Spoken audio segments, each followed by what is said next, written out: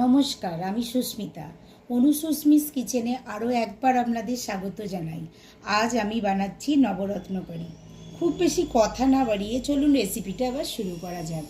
নবরত্ন কারি করতে আজকে আমি নিয়েছি ফুলকপি, ক্যাপসিকাম, গাজর এবং বিনস আর কিছু কাঁচা লঙ্কা এবং আছে পনির। আমি এবার পনিরটা ম্যারিনেট করে নিচ্ছি। প্রথমে নিয়ে নিচ্ছি ময়দা, তারপরে কিছুটা লঙ্কার গুঁড়ো এতে আমি দিচ্ছি, হলুদের গুঁড়ো দিচ্ছি এবং দিচ্ছি লবণ। দিয়ে এতে কিছুটা জল দিয়ে আমি ম্যারিনেট করে নেব। পনিরটা দেখুন ম্যারিনেট করা হয়ে গেছে। এটা আমি 10 মিনিটের জন্য রেস্টে রেখে দেব। আমি এবার পনিরগুলো কড়াতে সাদা তেল কিছুটা দিয়েছি এবং তাতে পনিরগুলো ভালো করে এপিট ওপিট করে ভেজে নিচ্ছি লাল করে।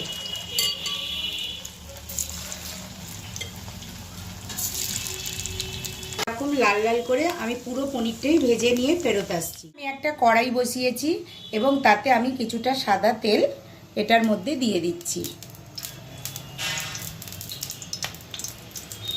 4-5 চামচের মতো নিতে হবে, কারণ সব সবজি আমি এটার মধ্যে দিয়ে ভেজে নেব। এবং এর ওপর আমি ফুলকপিগুলো দিয়ে দিচ্ছি। ফুলকপিটা একটু লাল লাল করে ভাজা হয়ে যাবার পর আমি এটার মধ্যে দিয়ে দিচ্ছি গাজর এবং বিনস। আমি এটা ততক্ষণ পর্যন্তই ভেজে নেব যতক্ষণ এতে একটা লালচে রং ধরে।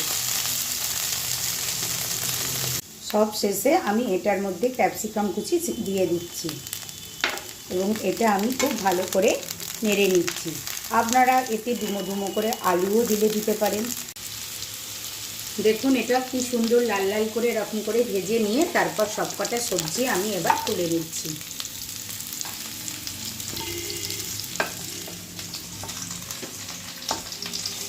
এবার আমি কড়াইয়ে কিছুটা সাদা তেল দিয়ে দিলাম।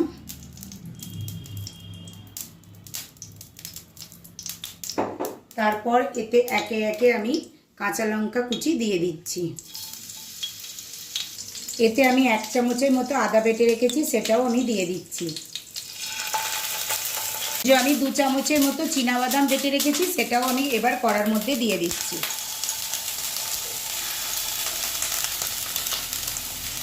এরপর আমি নুন এতে কিছুটা দিয়ে দিলাম এবং সবজিগুলোও দিয়ে দিলাম। দিয়ে এটা ভালো করে মিশিয়ে নিতে হবে।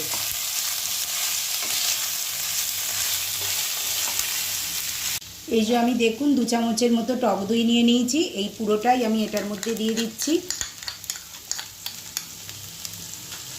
এবং ভাজা পনিরগুলোও এটার মধ্যে আমি দিয়ে ভালো করে কষিয়ে নেব।